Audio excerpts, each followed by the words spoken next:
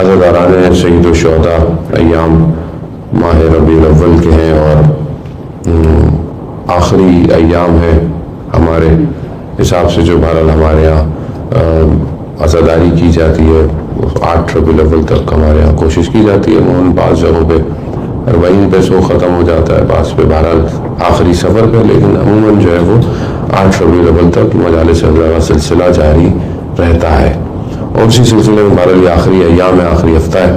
خداوند متعال کی بارگاہ میں شکر گزار ہوں میں بھی کہ پروردگار نے توفیق عطا فرمائی کہ بہرحال آپ مومنین کے درمیان میں جو ہے وہ حاضر ہوں اور اللہ کا ذکر کریں اور ان کا ذکر کریں جن کا اللہ ذکر کرتا ہے. یہ جو عزاداری ہے یہ ہمیں اس مقصد کی طرف لے کے جاتی ہے جس کے لیے ہم لوگ خلق کیے گئے ہیں. یہ بہت بڑا مقصد ہے. اگر ہم اس کو صحیح نہ انجام دیں تو یہ ہماری غلطی ہے. عزاداری اس میں وہ نہیں ہے کہ عزاداری کے اندر مسئلہ ہے یا نہ، ہم صحیح انجام نہ دیں. اگر ہم نے اسے صحیح طرح نہیں کیا، کیوں دیکھیں عزاداری امپورٹنٹ ہے، کس نے کیوں کی؟ ہر امام نے عزاداری کو قائم کیا ہے. جہاں سے شروع ہوا کربلا کے بعد کا یہ سلسلہ، ہر امام معصوم نے اس کو باقاعدہ برپا کیا. کیوں برپا کیا؟ تاکہ جس مقصد کے لیے امام حسین تشریف لائے تھے کربلا، وہ مقصد ختم نہیں ہونا چاہیے، وہ مقصد زندہ رہے. جب وہ مقصد زندہ رہے گا تو ہماری زندگیاں بھی اسی مقصد کے تحت گزریں گی، اور یہی سب سے زیادہ امپورٹنٹ ہے، مہم ہے. تو بہرحال اس کے بہت سارے مختلف زاویے ہیں، مختلف اینگلز ہیں جس پہ ماشاءاللہ گفتگو ہوتی رہتی ہے، ہوتی رہی ہے. کئی ہزار سال سے زیادہ کا عرصہ ہو گیا اور عزاداری جو ہے وہ قائم ہے. اور آپ دیکھیں کہ قلم بھی نہیں تھکتے، زبانیں بھی نہیں تھکتی، نہ نوح خان تھکتا ہے، نہ سلام پڑھنے والا تھکتا ہے، نہ مرثیہ پڑھنے والا تھکتا ہے، اور ہر دفعہ یہ بڑھتی رہتی ہے. تو اس میں جو روح ہے، جو اصل اس کا اسپرٹ ہے، وہ میرے اور آپ کی محنت نہیں ہے. وہ محنت یا وہ جو اثر ہے وہ امام حسین علیہ السلام کے اپنے سجدے کا ہے. ہمارا اس میں کمال نہیں. آپ بولے جی میں بڑی مجلس سے پڑھتا ہوں، تو میں کہاں سے پڑھتا ہوں مجلس؟ کون پڑھواتا ہے مجلس؟ کون یہ طاقت دلواتا ہے؟ کون بٹھاتا ہے؟ کون بلواتا ہے؟ کون رلواتا ہے؟ اصل کیا رونا آسان ہے؟ کوئی انسان کا اپنا کوئی مر جائے کتنے دن روتا ہے آدمی؟ کب تک روئے گا؟ لیکن یہاں جب آپ فرش اعظم میں بیٹھتے ہیں، یہاں پر امام کا نام آتا ہے یا کوئی مرثیہ کا کوئی ایک شعر آپ کو ایسا لگتا ہے آپ کی آنکھیں نم ہو جاتی ہیں. تو پہلی چیز جو کمال کی ہے اس عزاداری میں وہ بقا ہے، وہ گریہ ہے. اور یہ امام رضا علیہ السلام نے ارشاد فرمایا،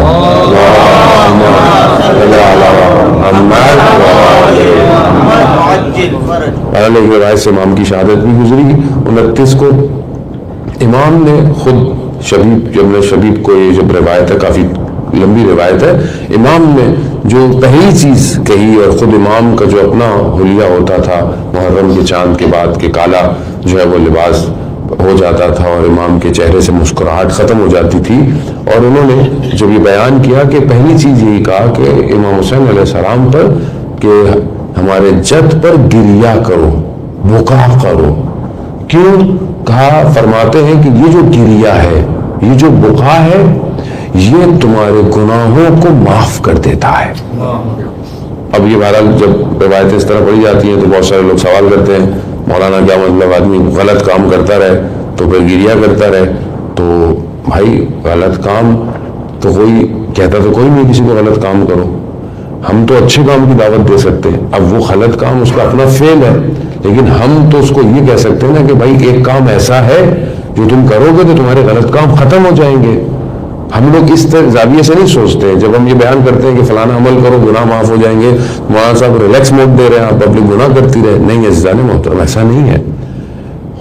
خدا بھی جانتا ہے اور ائمہ علیہ السلام بھی جانتے تھے کہ انسان خطا کار ہے، انسان سے غلطی سرزد ہوتی ہے. انسان جو ہے وہ بہرحال انسان ہے، دنیا کی طرف تمائل اختیار کر جاتا ہے.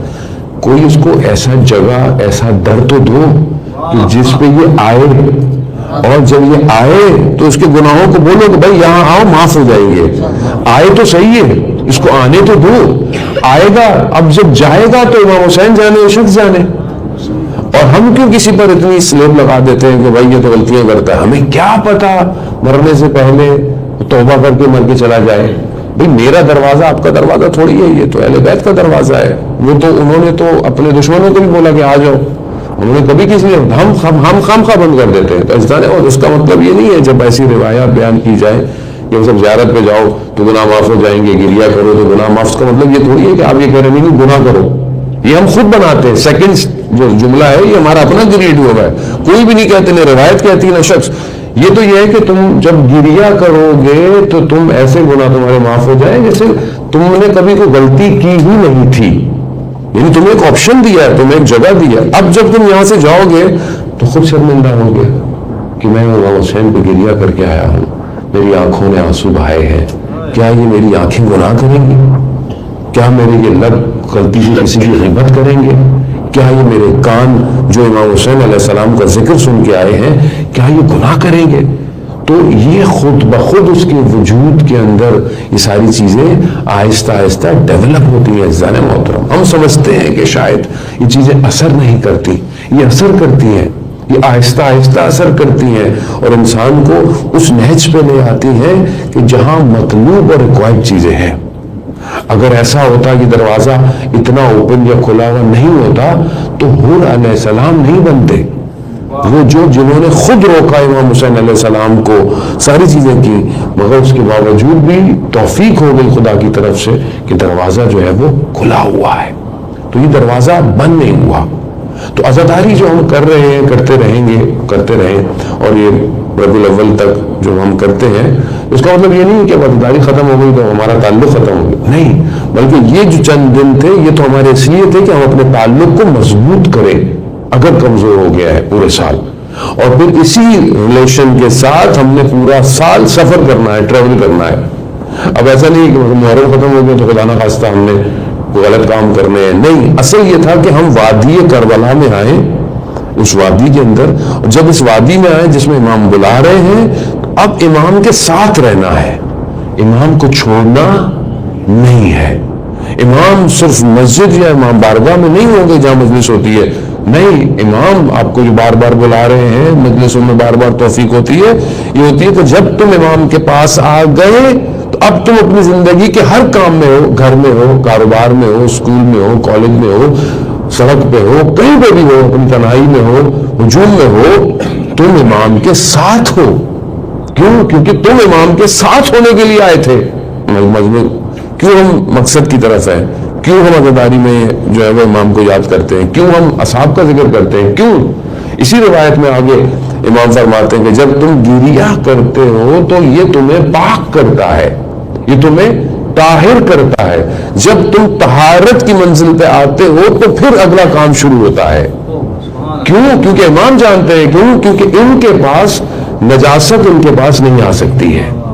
تو قرآن کہہ رہا ہے کیوں کہ ان کے قریب کوئی بھی نجس چیز نہیں آ سکتی ہے. ہم خدا نہ خواستہ انسان کے افکار غلط ہو, غلطی ہو, تو بکا کر کے جو طہارت حاصل ہوتی ہے, یہ طہارت اب آپ کو آگے کی طرف لے کے جائے گی. اب تم طاہر ہو گئے تو امام فرماتے ہیں اپنے شبیب کو شبیب, اب جب بھی یاد کرو کربلا کو اور کربلا والوں کو تو کیا کہو, یا لیتنی کنت معکم, کاش ہم آپ کے ساتھ ہوتے تو ایک عظیم کامیابی میں کامیاب ہو چکے ہوتے. اور کہا جب بھی یاد کرو کربلا والوں کو یہ کہو, کیوں کہو, تاکہ تم آمادہ ہو, ریڈی ہو کہ تم نے ان کے ساتھ جانا ہے, تم نے ان کے ساتھ ہونا ہے. اگر انسان ان کے ساتھ نہ ہو پائے تو پھر ساری زندگی انسان کیوں کربلا کا ذکر کرتا ہے, کیوں کہتا ہے کہ ہم بھی ہوتے, کیوں ان کا ذکر کرتا ہے جو نہیں آئے, کیوں کوفہ کا ذکر کرتا ہے, کیوں سامنے والے لشکر کی خصوصیتیں, رضائل, ان کی جو برائیاں تھیں کیوں بیان کرتا ہے, ان کے اندر جو کیوں, تاکہ کئی خدا نہ خواستہ ہمارے اندر یہ چیزیں پیدا نہ ہوں اور ہم اپنے امام کے ساتھ نہ ہو پائیں. یا ایھا الذین آمنوا اتقوا اللہ وکونوا مع الصادقین, اے ایمان والو, یہ قرآن کی سورۃ توبہ کی آیت ایمان والوں سے مخاطب ہے, دوسروں سے مخاطب نہیں ہے. جو ایمان لے کر آئے ہیں اللہ کا تقوی اختیار کرو, یعنی پرہیزگار بنو, اور پھر قولوا مع الصادقین, اور سچوں کے ساتھ ہو جاؤ. یہ جو ساتھ ہونا ہے, صادقین کون ہے؟ بہرحال جب آیت جو ہے وہ یہ نازل ہوتی ہے, بہرحال یہ ائمہ علیہ السلام کے لیے، انبیاء علیہ السلام کے لیے اصل صادقین یہی ہے. لیکن اب ان کا ساتھ کیسے دیں کہ جب ہماری زندگی جو ہے وہ ان سے دور ہو. زندگی دور ہونے کا مطلب کیا؟ یعنی جو ہم عمل کر رہے ہیں اپنی زندگی میں وہ کر رہے ہیں جو یہ چاہتے ہی نہیں ہے، جو ان کو پسند نہیں ہے، تو پھر ہم کیسے ان کے ساتھ دیں گے؟ دوبارہ چند دن میں آپ کو تھوڑی، آپ نے دنوں ماشاء اللہ مجلس سنی، تو میرا تو کام ہی تھوڑی بہت اسٹریس دینا ہوتا ہے ویسے بھی، تو میں نے کہا چند دن یہ تھوڑی سی اسٹریس دیں کہ ہم اتنے دن جو سنا ہے کیا ہم واقعی ساتھ ہو پائے یا نہیں ہو پائے. یہ ساتھ امپورٹنٹ ہے. اگر نہیں پہنچ پائے امام تک تو پھر ایسا نہیں خدا کا خاصہ سے ضائع ہو گیا، اسی نے تو محنت کی لیکن شاید میں کچھ نہیں کر پایا. میں وہی کھڑا ہوں جو پہلی محرم سے پہلے تھا. پہلی محرم کے بعد 2 مہینے 8 دن گزر گئے، میں وہی کھڑا ہوا ہوں. میں آیا ہی نہیں وادی کے اندر. یہ وادی تقاضا کرتی ہے، یہ وادی مجھ سے کچھ مانگتی ہے. کیا میں اپنی زندگی کے ہر زاویے میں اس قابل بن پایا کہ میں امام تک پہنچوں یا نہ پہنچوں؟ جانے وہ تم سارا مسئلہ امام تک پہنچنے کا ہے. کربلا سب مسئلہ یہی ہے کہ کیوں تھوڑے سے لوگ آئے باقی کیوں نہیں آئے؟ نہیں پہنچ پائے امام تک. امام تک پہنچنا آسان نہیں ہے. امام تک پہنچنے کے لیے اپنے آپ سے ہجرت کرنی پڑتی ہے، اپنے وجود سے نکلنا پڑتا ہے امام تک پہنچنے کے لیے. اگر اپنے وجود میں قید ہوں میں امام تک نہیں پہنچ سکتا. عزیزان محترم، پھر میں امام کے پاس سامنے کھڑا ہو کے بھی امام سے کہوں گا مولا مجھے ضروری کام ہے، میرے کام ہے، میری زمین ہے، میری اولاد ہے، میری ساری چیزیں ہیں، میں نہیں پہنچ سکتا. یہ جو ہم نے اپنی دنیا اتنی بنائی ہوئی ہے خوبصورت، اپنے کام، اپنا روزگار، اپنی ساری چیزیں ریکوائرڈ ہیں. آپ محنت کریں، حلال کمائیں، اچھا گھر بنائیں، سب کچھ دیں، لیکن یہ جو اتنی وابستگی ہے، اتنے جو ہم نے اپنے آپ کو اٹیچ کیا ہوا ہے، کیا یہ ساری سٹرنگز اس قابل ہیں کہ ان کو توڑیں گے ہم جب امام بلائیں گے؟ کیا ہم اتنے اپنے آپ کو، کیونکہ یہ اوور نائٹ نہیں ہوگا. یہ جو ذہن میں ہوتا ہے کہ وہ آواز آئے گی تو ہم چلے جائیں گے، یہ اوور نائٹ چینج نہیں ہوگا. اسے آج سے شروع کرنا پڑے گا کہ میری کون سی تار، میری کون سی زنجیر اتنی اسٹرانگ ہے جسے میں چھوڑنا مجھے مشکل ہے. اور ہر شخص کی کوئی نہ کوئی ایک ایسی زنجیر ہے جو اسے مشکل میں ڈالے ہوئے ہے. بہرحال ہماری اپنی بھی زنجیر ہے. ایسا نہیں کہ ہم خود ممبر میں بیٹھے ہوئے تو ہماری کوئی زنجیر نہیں ہے، ہماری اپنی زنجیر ہے، ہماری اپنی مشکلات ہیں. ہم اپنے استادوں سے، اپنے بزرگوں سے، آیت اللہ سے جا کے پوچھتے ہیں بھائی اس کو کیسے ختم کریں، یہ مشکل میں اتنے سال ہو گئے، ہم مشکل میں پھنسے ہوئے ہیں. اس طرح ہم سے جب لوگ رجوع کرتے ہیں، ہم سے لوگ کہتے ہیں کہ مولانا سب کچھ صحیح ہے، یہ بھی صحیح ہے، وہ بھی صحیح ہے، لیکن یہاں مشکل ہو جاتی ہے، یہاں گر جاتے ہیں. تو ہر شخص کسی ایک چیز میں پکڑا ہوا ہے. اب اس کو کون بتائے گا آپ کو؟ یہ ساری چیزیں انسان کے اندر کی ہیں. یہ آپ سی ٹی اسکین کرا لیں، آپ کو کمر کا درد، ڈسک کی پرابلم، ذہن کی پرابلم، خدا نہ خواستہ کوئی اور مشکل ہو تو سی ٹی اسکین آپ کو بتا دے گا، ساری چیزیں بتا دے گا. لیکن بہرحال یہ پی سی آر ٹیسٹ آپ کو وائرس بتا دے گا آپ کو کرونا ہے کہ نہیں ہے. لیکن یہ جو قلب کے اندر وائرس ہے نا، اسے دنیا کی کوئی چیز آپ کو بتا نہیں سکتی سوائے ان کے جنہیں خدا نے بھیجا ہی انسان کی ہدایت کے لیے، سوائے ان کے. اسی لیے امام علی علیہ السلام اور ائمہ علیہ السلام سب جانتے تھے کہ دنیا ترقی بھی کیسے کرے گی، سب کرے گی، لیکن یہ انسان نہیں بن پائے گا جب تک یہ اس راستے پہ نہیں آئے گا. اسی لیے یہ دروازہ انہوں نے اپنا کھول کے رکھا کہ یہ دروازہ بند نہیں ہے، کھلا ہوا ہے. لیکن اپنے ساتھ سچے ہو جاؤ، کم از کم اپنے آپ کو دھوکہ نہ دو. دوسرے کے سامنے ہم بہت اچھے، شکل اچھی، پرفیوم اچھی، خوشبو اچھی، کپڑے اچھے لگا کر مسکرا کے ملنا، چاہے اندر کچھ بھی ہو، آپ اچھا ہے، ٹھیک ہے، سامنے والے حسن ظن رکھیں، سامنے والے کو بھی آپ کے لیے حسن ظن رکھنا چاہیے کہ بھائی اچھا ہی ہے، اچھا مل رہا ہے تو اچھا ہی ہوگا. اب اندر جو مشکل ہے وہ میں آپ سے چھپا سکتا ہوں، لیکن میں خدا سے چھپا سکتا ہوں، میں ائمہ علیہ السلام سے چھپا سکتا ہوں؟ نہیں چھپا سکتا. قرآن کی آیتیں واضح یہ بیان کر رہی ہیں. سورۃ توبہ کی آیت ہے کہ اے رسول ان سے کہہ دو یہ عمل کیے چلے جائیں، اللہ، رسول، مومنین کی جماعت دیکھ رہی ہے، دیکھ رہی ہے، مسلسل دیکھ رہی ہے. ایسا نہیں ہے کہ ابھی آپ کریں گے تو دیکھیں گے، نہیں، یہ تمہاری نیتوں سے واقف ہے، تمہارے اندر کیا ہے یہ جانتے ہیں. تبھی خدا نے کہا نا کہ برا سوچو اور عمل نہ کرو تو میں عذاب نہیں دوں گا، لیکن اچھا سوچو اور عمل نہ کرو میں ثواب دوں گا. کیسے دیکھ رہے ہو؟ کیوں؟ اندر دیکھ رہے ہیں. کتنے لوگ ائمہ علیہ السلام کی خدمت میں آتے تھے اور آ کر بیان کرتے تھے، مگر امام اندر کی حالت سے واقف ہوتے تھے. اور بعض اوقات تو آنے والا جب آتا تھا تو کچھ کہتا بھی نہیں تھا اور امام اسے بتا دیتے تھے اس کا مسئلہ کیا ہے، چلا جاتا تھا. کیوں؟ جانتے تھے، اندر سے جانتے تھے.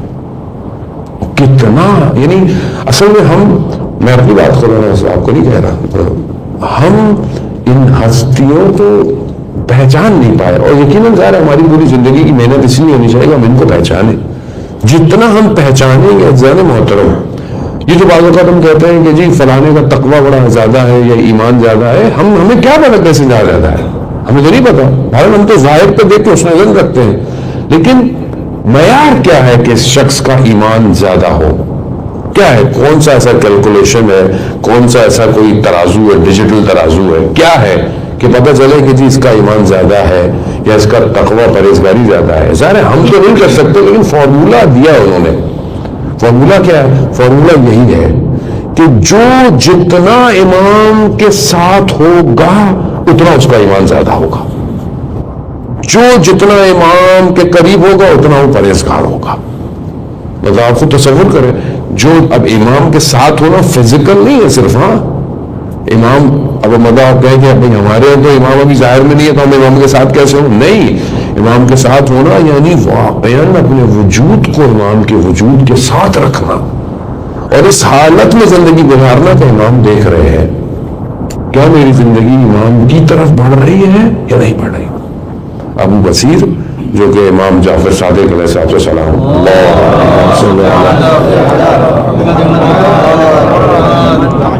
امام کا صحابی ہے، کوفہ میں رہتا ہے، امام مدینہ میں رہتے ہیں.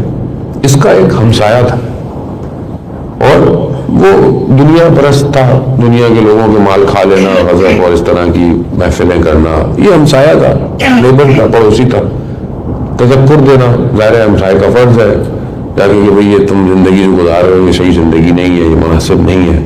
بہرحال وہ بھی ہمسایہ ہونے کی وجہ سے خیال کرتا تھا، کچھ کہتا نہیں تھا. ایک دن جیسے گھر سے کوئی گانے اور اس طرح کی آوازیں تھیں تو انہوں نے بولا کہ مناسب نہیں ہے یہ. تو انہوں نے کہا دیکھو میرا مسئلہ یہ ہے کہ تم کسی اور دنیا کے انسان ہو، میں اس دنیا کا انسان ہوں، لیکن میں ایک شرط میں یہ چھوڑ سکتا ہوں. مانتا نہیں تھا اس طرح جس طرح ابو بصیر امام مانتا تھا.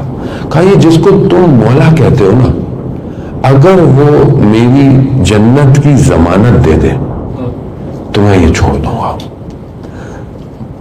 امام کا اس طرح ماننے والا نہیں تھا، مگر اتنا جانتا تھا کہ یہ ہستیاں ہیں اس مقام پہ. ابو بصیر جب آئے مکہ مدینہ زیارتوں میں گئے، آئے اور امام کی خدمت میں پہنچے. امام کو کہا کہ میرا ہمسایہ ہے ایسے.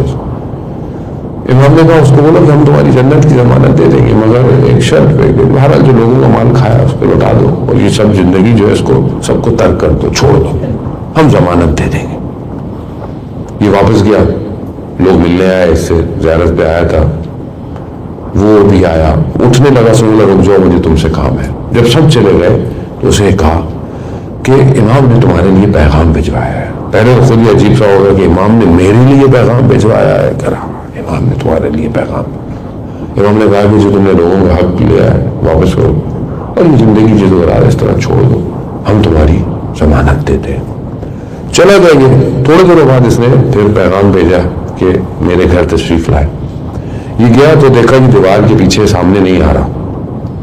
کہا کیا ہے؟ کہا ابو بصیر میرے پاس جتنا لوگوں کا مال تھا میں نے سب واپس کر دیا اور جس کا مجھے پتا نہیں تھا ان کا میں نے صدقہ دے دیا. اب میرے بدن پر کپڑا بھی نہیں ہے، یعنی میں نے اپنے آپ کو خالی کر دیا، کچھ نہیں ہے میرے پاس، نہ کوئی برتن ہے کھانے کے لیے، کچھ نہیں، لباس میں. تو ابو بصیر نے کچھ لوگوں کو بول کر اس کو لباس پہنچوایا، چیزیں دی.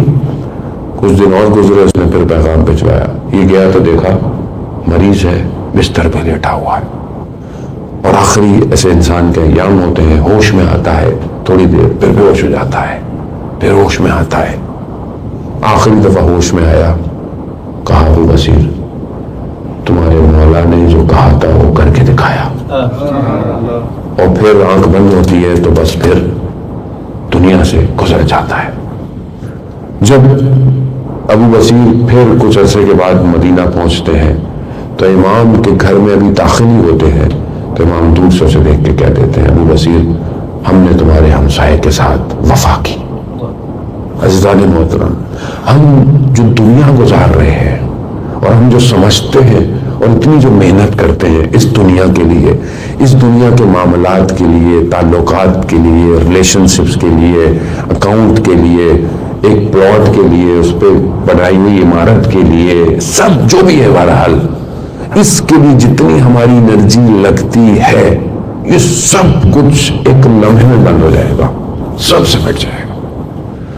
کچھ نہیں رہنے والا اس دنیا کا. کچھ بھی آپ کر لیں، سونے کی بلڈنگ بنا لیں، سب رکھ لیں، سب ختم ہو جائے گا ایک دن، کچھ بھی نہیں رہے گا. کیا لے کے جائیں گے؟ کیا ہے میرے پاس جو میں لے کے اتروں قبر کے اندر؟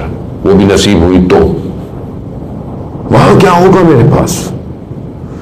اور جس کو ہم اتنا سمجھتے ہیں یہ سب روئی کی گالوں کی طرح قرآن کہہ رہا ہے یہ سب ہو جائے گا، اڑ جائے گا. وہاں معاملہ کچھ اور ہے، اور وہ جو معاملہ ہے اصل معاملہ ہی وہی ہے جس کے لیے دنیا خلق کی گئی ہے. دنیا خلق کی آخرت کے لیے کی گئی ہے. دنیا کیوں انسان دنیاوی حساب سے برن جوان بچے بیٹھے ہوئے ہیں، کیوں انسان کوئی اچھی ڈگری حاصل کرتا ہے یا کوئی کورس کرتا ہے؟ کیوں کرتا ہے کہ 6 مہینے کرے گا، 4 سال کرے گا، ایک ڈگری لے گا. کیوں لے گا؟